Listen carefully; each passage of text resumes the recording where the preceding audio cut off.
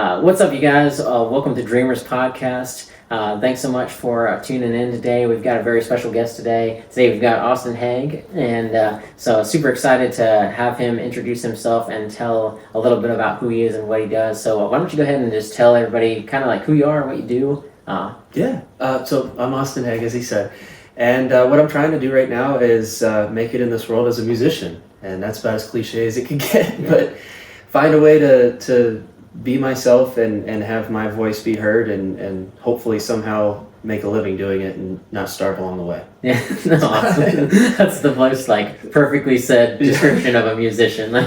So hopefully I can pay for something. Yeah, exactly. Have you seen that picture of? There's a picture of it's like a broken down vehicle with a whole bunch of gear inside of it. Oh, yeah. And it's it says something on the description of driving a $500 car to a $10 gig or something it's this. Yeah. It's the truth. Yeah, It's the truth. Yeah, you got to do what you got to do. But so first question I have for you is who is your biggest inspiration? Oh, musically, I grew up idolizing Elvis, and then as I got a little older, I got really into John Mayer and Bruce Springsteen, and all of them had their own reasons.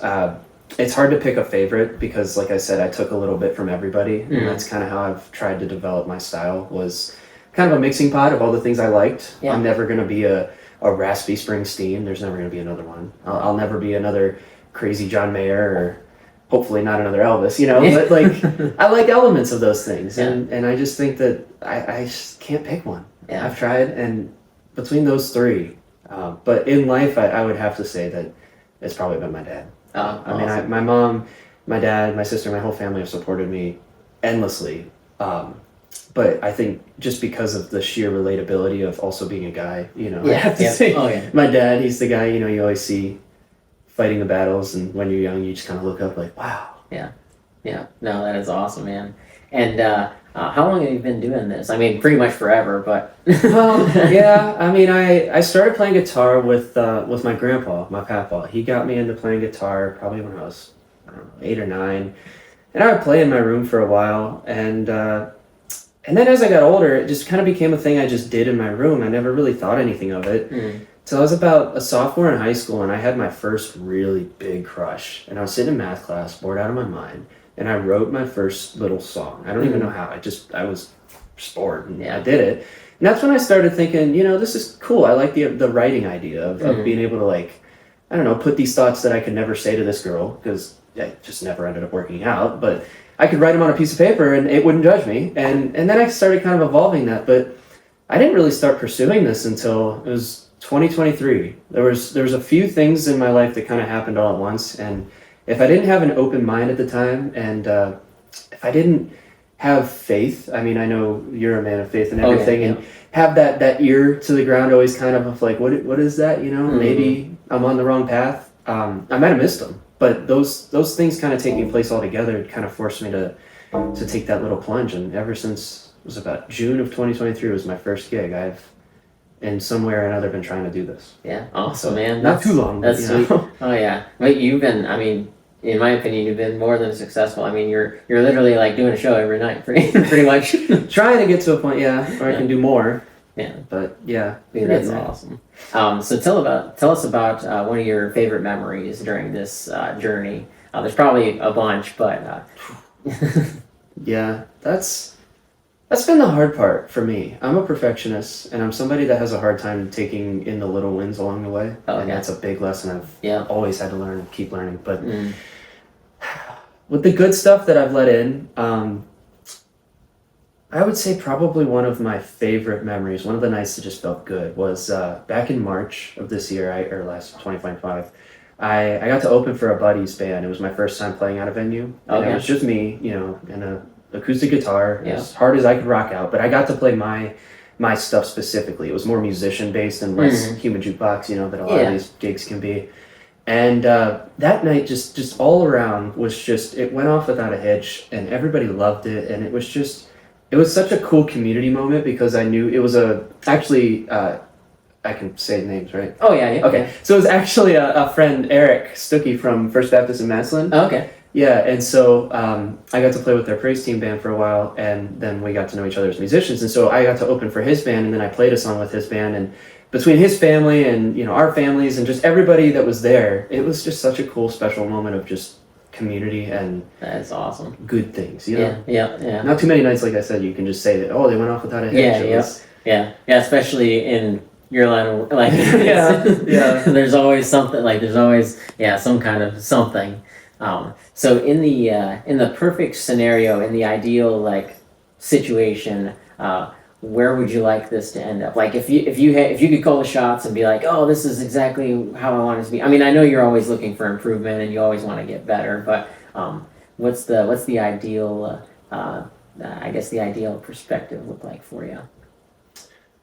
Well, if I allow myself to dream, which I try not to do, as weird as it sounds, I try not to do the longer I go into this, because you get caught up in those things, and if you shoot, like my whole thing is if you shoot for the stars and you miss, you might still hit the moon, but the whole time you're still wishing you hit the stars, and so I'm trying to balance my perspective, but I guess my honest answer would be, like I said, to find a way to continue making my music and have a way that could fund a life, a productive, mainstream life. Yeah. And obviously, as big as it could get would be the coolest. I don't think the whole, limelight, mainstream, like, you're the guy type thing is the best life for me. I don't like how much you have to give up for that. Yeah. I'm too sentimental and I'm too much of a, I guess, a family oriented person. Yeah, there's nothing wrong with that at all. I don't want to live a lonely, hollow life without a significant other, or not ever see my family, miss out moments like that.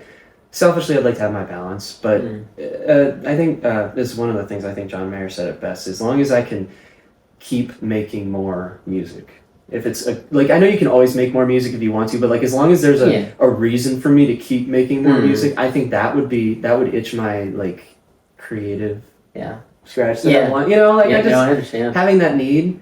But I think honestly, realistically, anymore, the longer I do it, I think, like I said, any way I can find a way to do what I could have done had I stayed in school or gone another way. And be able to say I did that with music, I think would be the best thing. Bruce. Awesome. That's perfect. Bruce. Cool. Oh, he's all right. Don't knock the camera over. He's all right. And then what has been the hardest part about pursuing this for you? I mean, I'm sure that you could name 500, but... the hardest part... I would say it's probably been learning as I go. Because like I said, I started doing this when I was, 19, 18, something like that. And just me as a person, I've changed dramatically. And I'm working through countless other things throughout my life. And growing into being an adult, a man, being myself. So I didn't know who I was. I didn't know who I was musically. It's not like I was the kid that was taking piano lessons when he was 3 and I've known ever since then. Like sometimes it's death by a thousand choices. And that's like like I said, a lot of my stuff. I taught, like my grandpa and I would play guitar and he would show me some chords, but from there I just kind of learned on my own through tabs and different things and YouTube videos, and like I had no real technical training. And with singing, I only in the past year or so took some lessons just to learn how to better take care of it, more so, instead of like, I want to do this, because it's I want to learn how to, they call it an instrument, I want to learn how to take care of my instrument and get the most out of it. And with songwriting, I mean, nobody knows what they're doing, but especially me, it's all DIY, and that's been the hardest part, is knowing what the right things to put my efforts into would be, and being okay with saying, hey, I spent 3 weeks on this thinking it was the right thing and it wasn't. That's hard. So I don't even know if I gave you one answer or 4. That's kind of I have such a hard time keeping a track. No, I'm the same exact way. So we're similar in that way for sure. And then what advice would you give? So somebody that's aspiring to do what you're doing and to continue performing and pursuing the music, what advice would you give to them? Somebody that's looking to get in. I would say the biggest thing is, if you're gonna do it, and this sounds so trite, but just if you're gonna do it, be unapologetically yourself. Because like we were talking before we started this, so many people put on a facade and put on some show that they think needs to happen, and so much of that sadly does take off. I mean, I'm sorry, I don't agree entirely with what seems to grasp people's attention. I don't understand it. Yeah. It just doesn't make sense to me. But I do know that if I'm unapologetically myself and the whole way through that I'm doing what feels right to me and aligns with my values and what I want out of it, even if I don't get to that point, I at least think I could be somewhat more content with what I did instead of saying the whole way I tried to hit the trend or do what I thought was right. And I don't know, that does seem like a very shaky structure to build anything off of. Oh yeah, definitely. So I don't know, it's basic, but that's and there's nothing wrong with that. Fortunately, you believe in God, so that makes it easier too. So but, and then what goals do you have personally for this year, and then obviously just overall? What is your what's your main goals? I guess mainly this year, but you can talk broadly as well too. Oh yeah. So. Yeah, I mean this year, I'm hoping this year will be exciting because the past couple of years I went around the whole solo circuit and did a lot of that stuff that I thought, like I said, I thought I had to do. Well, then I realized the more you go into that solo musician bar gigging circle, the more it kind of has a way of keeping you there.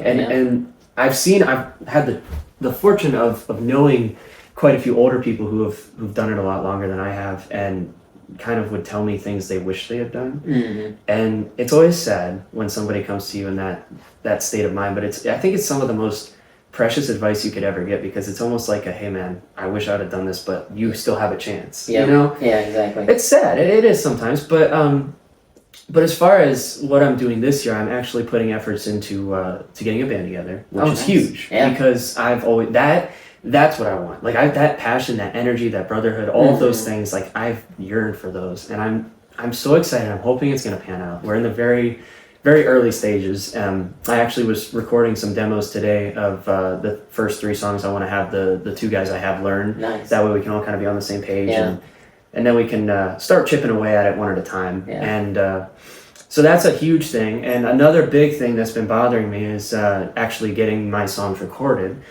Because for many people that may not know, getting into music or any other creative field, you got to spend money to make money. You got to have a lot of time, and it's not always going to turn out the way you want it or be the right thing. And personally, I had some relationships in that area that didn't really work out, and I spent some time and money, a lot of time and money on that, and I had to learn that the hard way. But I always like to say it's kind of like why you date. You know, you got to get the crazy ones out of the way so you know where to find a good one. And so luckily I've been working with some people. There are some local legends around here. They used to go by Hey Monet. Now they're the Tenderhearted Rascals, Dan and Nate Monet. So, nice. They're my producers now. And so we have a couple songs almost done. And I'm hoping, because the way things are working nowadays, you have to do singles and keep that traction. And so I'm hoping we're finally getting the slingshot ready, and I'm getting into a groove where I can start rolling them out and actually have that, like, hey, this is me, you know? I've been missing that. I've only had the one song out because I had to learn a lot of it, and oh man, it's just so much time I feel like I've wasted, but in all reality, it's not that much. So this year, I'd say those 2 things are my big, like, projects. While continuing to do the solo gigs and you know, keep the lights on around the rest of the year. And the social media thing has always been a thorn in my side. I've had an issue with it. I've gone through spurts where I've been like, I'm going to do it, and I'll do the daily vlogs on YouTube. But they burn me out. I mean, it's a lot. And really I can't just put a little video together and like slap it out and say, hey, it's good. Like I want to do it as good as I can. And so that takes a lot of time. So I'd love this year to just be a more consistent online presence here, because I've been seeing the power it can have. I actually had just recently had a lady come up to me. I never met her before. She's like, "Are you Austin Haig?" And I was like, "Yeah." And she's like, "I see you all over Facebook." I'm like, "Oh my gosh, that's so like that's just such awesome. A cool thing." But that's what you got to do. And so I need to take advantage of the resource that I have and just keep myself in front of people. So of those 3 things, I think if we put a lot of good time and effort into those, I think this will be the first year where I can say this time next year might be a whole different situation. You know, not anything crazy, but I just think I might have the needle might have moved a little bit. Maybe. Exactly. I don't know. Could be sitting here saying the same things. That's how it was last year. It's worth a shot. And I mean, broad sense, it's just to keep doing it. Consistency. In my personal life, I've been staying out of a restaurant job, which for the past 6-7 months has been no small feat for me because I don't make quite enough with the music, and I also have my real estate license, so I've been trying to take advantage of that. Oh, awesome! Yeah, it's a nice flexible way to. It really is. Yeah. If I can get it to work, you know. So if you're anybody Yeah. No, but it's been great because like the 40 hours a week working at the restaurant, that's time. Yeah. And I've had to look at like leverage time opportunity in a way that I never did before because it's kind of entrepreneurial. Yeah. And it's always very much. Yeah. And music or I feel like any creative thing it's a business. Like it's you have to think about it that way. Yeah. To an extent, obviously, you don't want to like drown yourself in the numbers. Oh my gosh. No, but yeah, I think that the broad sense, just making sure I can stay out of a restaurant. I've got some big life personal things. I'm going to be moving out, and this year I took on car payments and just different things, all kind of slowly easing into it, but still being a functional adult, I think would be a good goal too, I guess. If I had to think about it. But cool, awesome, man. Is there anything else that you'd like to share or tell people about who you are or what you do, or anything else you want to kind of go over? I have to think about that. And we can come back to it because I have one thing I want to ask, kind of it's not really scripted, but so what's your if you're okay with it, we can like take a photo of it or whatever. But what's your setup kind of like for us music people? How's your setup kind of look for your live stuff? Yeah, that's what we were also talking about right before we started. I'm a little bit of a gearhead, and I fell into the trap early. This can go into the advice thing too. Bet like the best thing out there, the most expensive, is not always going to be the best for you. I'm telling you, you will spend so much money and you will not be as happy as you could have been with the $200 guitar you picked up at a pawn shop. Like, it's crazy. Yeah. I used to have 3. Now I have 2 very high end, like a Gibson and a Martin, for those of you that know, like very nice guitars. And 95% of the time I'm playing a PRS A60E that I got on Reverb for like $400 or $500. Yeah. And it's not just because it's the cheapest and I don't feel bad about breaking it. It's like, it just something about it. And so my setup has evolved as I've learned that hard lesson. But right now I use one of those Bose L1 Pro tower array. Oh yeah, system. I'm telling you, those things are. I was blown away the first time. Like when those first came out, I was kind of like, dude, this is a joke. Like, I was kind of like laughing at it. Yeah. And but I've seen them at multiple different events, and I'm like, whoa! Like the sound, the clarity, and then 2, the output is like it doesn't make sense because it's a stick and a sub, and you're like, what? Like, I mean, I know that there's an array inside, but it's just something. I think it's partially because they have the speakers separated that gives you that. Like, I had a big 400 watt Samson, just big boom speaker, and that thing was so muddy and bass heavy because I don't think it had, like you said, the array and the separation that it could have. But just for portability and ease of use, not having, because you play a lot of sketchy places, and some people are waddling around a little less than sober, and you have a 50-pound speaker on a little plastic stand, and it's so having that is nice. But yeah, like you said, the sound and all the features are just amazing. So that is my ride or die speaker.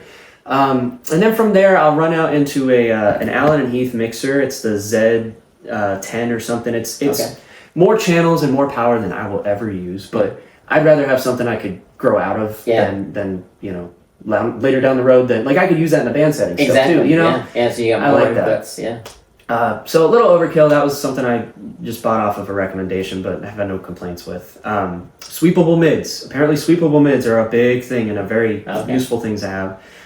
So I'll run that out, and from there I run my guitar and my mic out of 2 different channels. And the mic I run through a little vocal processor, and it has so much crap. This is another example. I didn't need all this stuff, but unfortunately, if you want a good portable vocal compressor and reverb effect, I had a hard time finding anything other than this Boss just big processor. It's got like 100 different presets, all these things, like crazy things I'll never use. But I literally just use it for the compression, a very, very slight time delay to add a little bit of, like, I don't know, meat to my voice, I guess. And there's a little individual reverb effect, and it has like pitch correction things on it for, like, when I host an open mic, sometimes I like to throw a little bit on there because you never know what you're going to get. Sometimes it's nice for everybody to have that. But I run that out, and it's into a Shure Nexadyne, Neodyne. I don't know. I love this microphone. I got it for Christmas last year, and it's like, it's silver. I always grew up loving the microphones they used in the 70s, like not the Bob Barker one, but the one, the real skinny stem with the little. Oh, yeah. I don't know what it was about those. I loved them. And so this one kind of looks like that, but it's also sounds amazing, and it's great to sing into. And then I'll run my guitar out through a pedal board where I've got some useful acoustic effects. They're very different than electric effects. Just a standard tuner to cut the signal, a looper, a little reverb, just a clean boost for any time I loop, and just a little compression thing I found actually was at a giveaway. Oh, nice. We were going through some old gear at a church, and that was one that they were like, well, we're either throwing it away or you can have it. And I was like, yeah, I'll try it. Cool. And it just, I don't know, adds that little bit of, you don't want a huge dynamic range when you're playing live, especially because I kind of beat away at my guitar.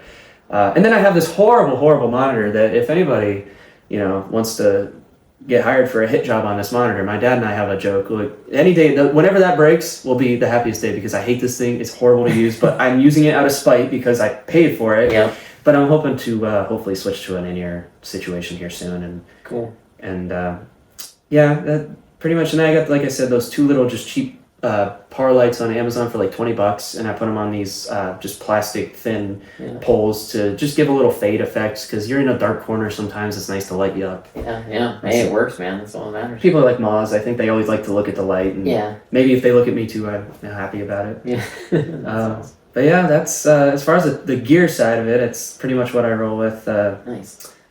Yeah, I got a little case. I don't know if anybody else has allergies, but I got a little case. I call him Dr. Nick. That was Elvis's doctor. In there, I've got every allergy, cold, any remedy you could need, every type of cough drop, everything.